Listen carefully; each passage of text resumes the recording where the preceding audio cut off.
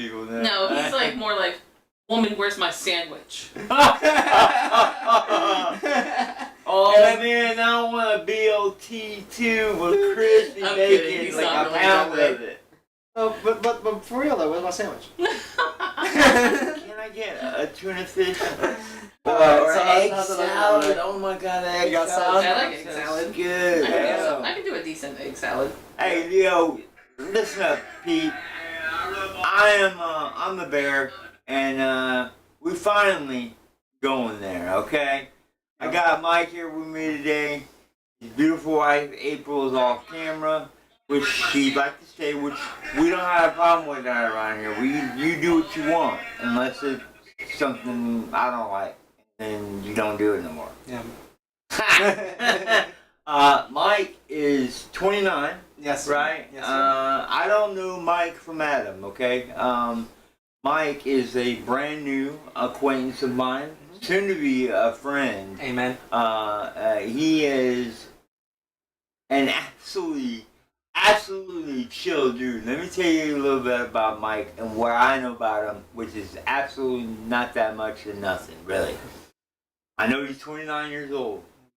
I know that Mike is a flawless DJ. I only heard one mix last night, and he didn't even give old Bear a chance to warm up. Like we were scooting and moving. Now, y'all know me. I'm a God-fearing man, but at the same time, I believe in aliens and other dimensions, and there's no way that we're the only intelligent life in our vicinity. To me. Okay? But then you got God, you got angels, you got watchers, you got things that we don't really know about. But my man Mike here, Mike's in when I was listening to his mix. Winter Jams 2025? It was Winter Beats 2025. I sent you the 4 a.m. set. Yeah. Yep. Man, let me tell you about 4 a.m. set. Yeah. On SoundCloud now. Give him the link. What is it? On SoundCloud it'll be DJ HOL1FYR3. DJ Holy Fire. Not Holy Roller, as I thought it was. You seen April's face, she was dying. She got red and everything, man. It was great. So listen, It's actually a good name. It does, yeah. I mean, it's a dope name, right? I mean, Yeah. that's pretty cool. Rolling Right? bass Yeah, lines. Yeah. Holy Roller. cruising. Yep. So today, this is the first episode in many. Hopefully, we're going to get it going around here, and actually with Mike and April's help, mostly April, she drove, we steered, you know. Remember when you were young and we did that, you know. Man, his set was deep, dark, and light at the same time. It was really cool. And Christ was involved in it, and that's cool. I'm down with that. Now I pray, I talk to the God in my own way, you know, and not every day like I probably should or whatever. It doesn't matter if you believe in God. It doesn't matter whether you're into whatever. It doesn't matter if you're Muslim, Arabic, whatever. I don't think it matters. Amen. What matters is the message that he's putting out. It's all about the music, number one. Number two, it's all about God for him. Amen. For him, it's real life. Amen. So we accept that around here. You know, I'm the bear. We going there. That's all there is to it. Amen. This is gonna be a success, and the fact that him and his wife are my first guests here in the Bear Cave. I think it was meant to be.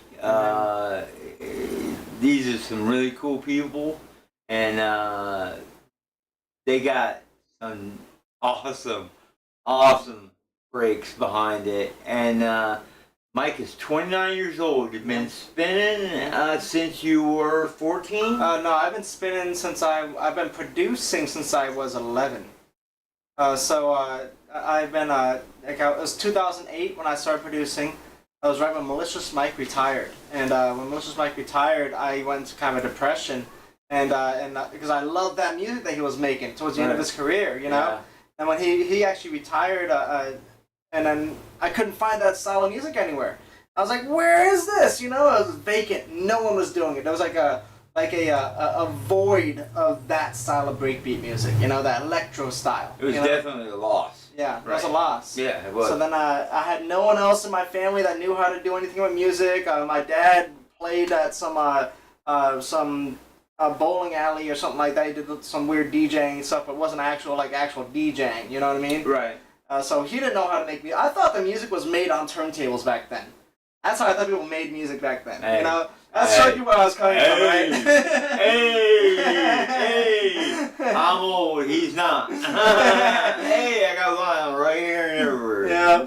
So I mean, I had to actually figure it out on my own. I had to go find out. Here's a production program. Let me go and figure out how to work this. No tutorials, nothing like that. I had no one to help me anywhere. What was the DAW? The DAW, my first DAW that I tried doing anything in Reason? was actually Cubase? it was a FL? GarageBand, then Audacity. And was I'll my tell you first how young Buck he green, but he ain't green. Yeah, yeah. Which is irritating. I told him on the phone, I'm sorry, Yeah. don't mean to interrupt, Yeah, but yeah. I think this is important that they Yeah. hear this. Yeah. I said to him last night, I said, hey Mike, what's going to happen is we're going to do the interview, we're going to hang out for maybe about an hour, hour and a half. It all depends on what we're feeling like, Yeah. you know. We could only want to talk for 5 minutes and then we could be shooting it for a couple hours. We don't know. Yeah. You know, we just meeting each Yeah. other and we're not on time schedule. You know, we Yeah. can do what we want. Yep. That's what I like about this type of platform. Yeah. You know, we're not setting schedule. So I said, what we're gonna do is we're gonna do the interview. I'm gonna get to know you a little bit. I'm gonna Yeah. bring you and introduce you to the masses. Yeah. And then we're gonna you're gonna spin, and I'm gonna play with my toys / instruments / tools to do what, Mike? Make music, right? Yeah, we're gonna do it, man. We're gonna get down. Look, I said, and this way, Twitch can't say that we played anybody else's music because I'm making music at the same time and mashing it up. And he goes, well, you know what I was thinking? And I said, what? What's that? He goes, well, I was thinking about just spinning my own music. I said, get the out of here. How old are you again? And he started laughing. He's like, yeah, man. I was like, I get down, whatever. These kids nowadays, I'm tell you what, they're either great or they're not. Yeah. You know, there's a lot of knots out there, but I applaud you for that and your effort and your drive, and I think it's very commendable, and it's not just commendable. It's inspiring. Well, thank you. And it's all driven for Christ these days. You know what I mean? And but even before Christ, I mean, I was all driven. Even though the whole world was against me. You know what I mean? Like when I was growing up, my parents were breakers. You know, my parents were 90 ravers. But I used to get picked on in school for the music I listened to. You know what I mean? And even when I got out of high school, and I was not when I got out of high school, but when I tried to find people locally to go play music with. I couldn't find any breakers. I was trying to fit into hip hop crowds, trying to bring breaks in there. You know what I mean? All this type of stuff. It was a dead scene. I was trying to find. You know. Right. And even when I found the break scene, I was getting ridiculed from the type of breaks I was playing. Like no one wants to hear electro. Like what? Nuts. Right? He hang out with the wrong people. Yeah. What happened? He was hanging out with the wrong folks. Yeah. Right. So continue. But yeah, man. So you have to when that's happened, when literally the whole world is against you, and I think that's one of the reasons why God has me doing what I'm doing now. Is because God knows that in the past, even before I got with Him, that I still, even though the whole world was against me, pushed forward against the world. And it was against all odds. I kept going. I was like, I don't care if you guys say no one wants to hear it. This is my style. This is what I'm putting forward. I love you that. know? Yeah. And that's one of the things that God has taken too. He's been like, hey, so you're gonna go through some ridicule. You know, people are gonna question what you're doing. I'm like, this is my style. That's what I'm putting forward. You know. I like what you're putting forward. Yeah. Whether it's Christ driven or not, it's great music. Yeah. And as a musician and well, I kind of pretend I finagle. Okay, I got a bunch of stuff, but whatever. Yeah, it is what it is. For a guy who's into just about everything, like I literally have. If April were to look behind her, actually right over there on that shelf right over there, I got The Little Mermaid. Yeah. The Lion King. Yep. Aladdin on vinyl. Oh, nice. Okay. Like the actual soundtracks. And I got those with my best friend, Corinne. I ain't gonna say her last name because ain't nobody gonna get it right the second time. We just call her Corey D. I call her Babes. She's my Babes. She's been through it with me. She's always been here. She ain't never going nowhere. But the fact that you have pushed through, and tell me more. I want to know what you went through as a kid. Do your parents stay together? Are they still with us? My parents are still with us. They're not together anymore. They waited till after I was an adult. My little sister was still a child when they divorced. All that stuff happened, but they were still together growing up. I mean, I wasn't the best growing up. One, I had a bunch of behavior issues, but then also my dad was a crackhead and alcoholic. There was a bunch of drugs inside the house, gang violence, and all sorts of stuff happening. So that wasn't the best thing. I was also forced on psychiatric meds growing up. That's terrible. And there's a lot of that going on right now. Where did you grow up? Pinellas Park. Really? Yep. Ha ha! The Bird. Yep. Yep. I got my homeboy probably. I hope he's watching.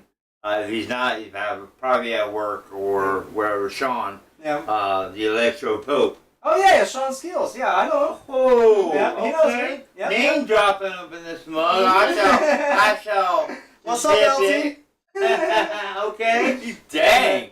Son, for real? You got the LT going on too? Yep. Dang, okay, continue. And how bad was it after that? Because, jeez. I continued into adulthood, not really being the best individual, but part of my childhood and everything, how that all went, actually part of what influenced my music career too, because I would escape into the room and just produce. I would actually literally do that. Like I would say this when I used to play on New Breaks Radio. I put the headphones on and I'd go off into La La Land. Like my brain would disappear. Yeah, check disconnect. out. Yeah, disconnect. You know. And disconnect and connect at the same time. Yeah, it was an escape. You know. And so I think that was part of what helped me to shape my music and why my music is so why I make it so entrancing. I want it to where you're not going to be able to think about anything else except for that when I put it on. That's what I want it to be able to do. Get in your brain to that point. That's deep. That's deep. So I wanted to be able to take control of you. You know what I mean? And I mean that was through me needing it to take control of me back then to go to certain places. You know what I mean? Yeah. And I know exactly what you mean. Yeah.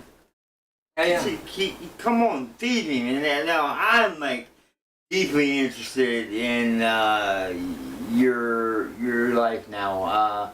Especially how many tracks are we talking about? How many tracks have you produced? Wait, man, I'm still talking. Youngin', hold up now. Let the old boy talk for a minute. Yeah. How many songs have you produced?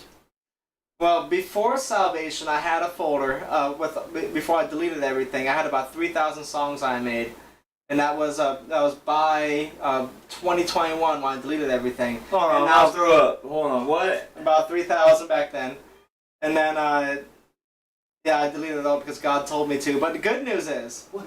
yeah.